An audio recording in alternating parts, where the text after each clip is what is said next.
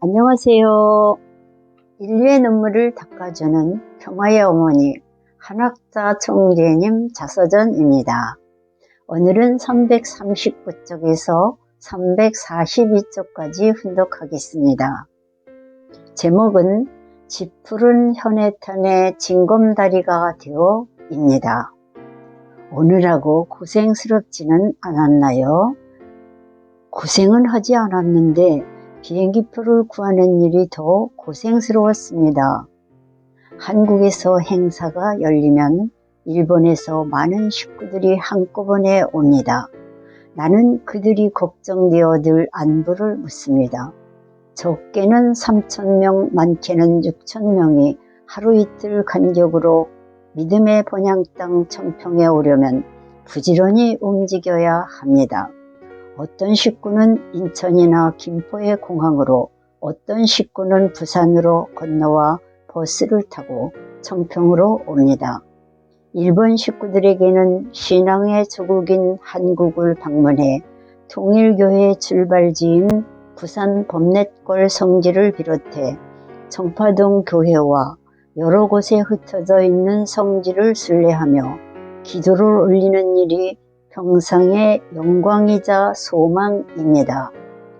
수천 명의 식구들이 믿음을 안고 한국으로 오는 모습은 거대한 파도가 물려오는 장관을 떠올리게 합니다. 그것은 아시아의 앞날을 바꿀 모습이기도 합니다. 아시아가 미래의 대륙으로 각광받는 이유는 통일교회의 부흥이 가장 왕성하기 때문입니다. 통일교회를 첫 번째로 받아들인 곳은 일본입니다.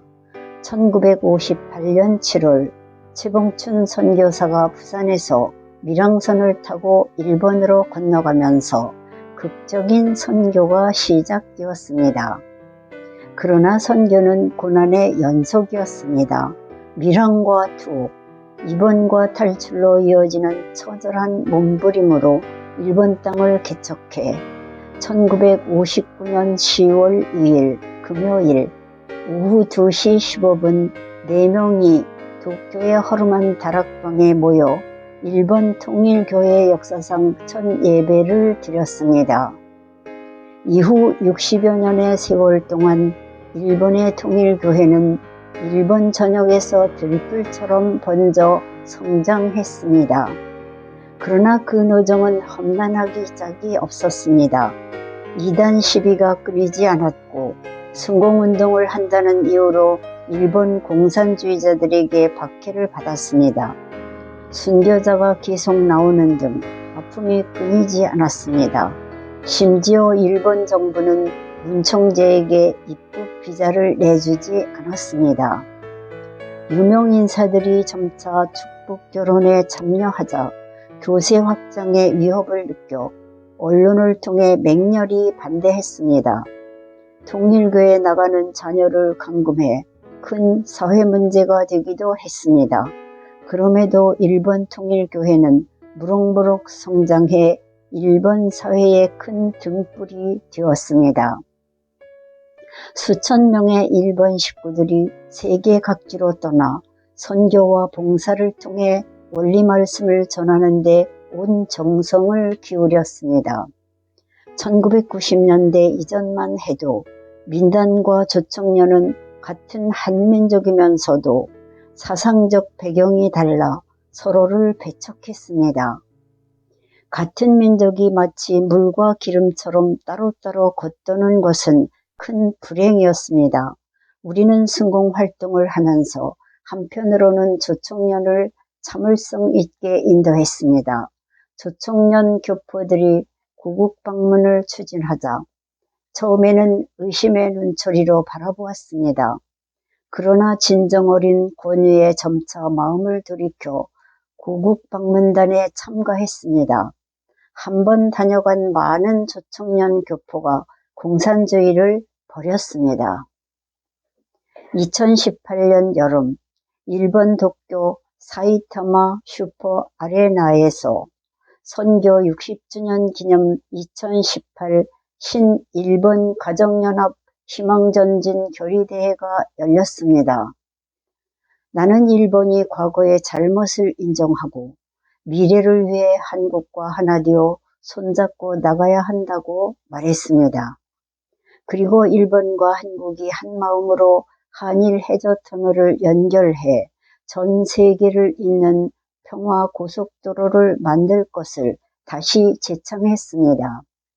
나는 1960년대부터 틈이 날 때마다 일본을 찾아 식구들을 만나서 이야기를 나누고 선교사들을 격려했습니다.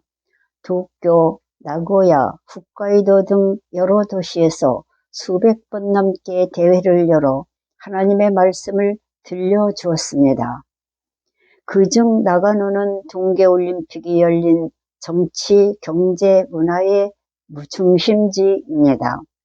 이곳의 통일교회는 처음에 식구 수가 수십 명에 불과하고 교회도 작았으나 나의 격려에 힘입어 성장을 거듭했습니다. 아름답고 아담하게 지어진 교회 옆에는 화랑이라는 이름이 붙은 작은 수련소도 있습니다.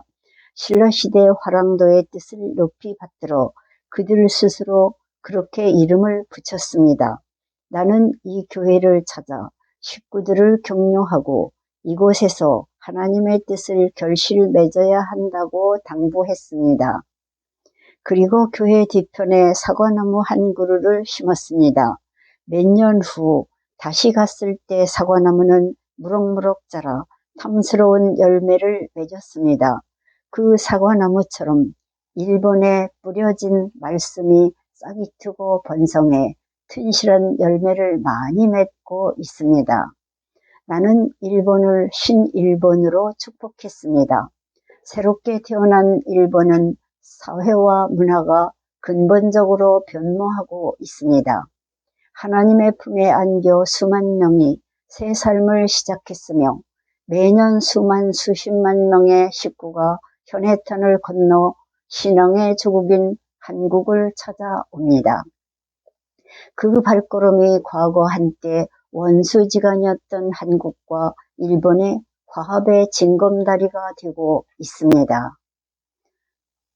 나는 일본이 천재지변이나 어려움을 겪을 때마다 마음을 기울였습니다. 수많은 목숨을 앗아간 도호쿠 대지진, 구마모토 지진, 오카야마 현해 수해를 비롯해 재해가 일어날 때마다 위로를 표해 왔습니다. 하늘 섭리를 놓고 참 부모는 일본을 어머니의 나라로 축복했습니다. 어머니는 자식을 위해서라면 모든 것을 아낌없이 내줍니다.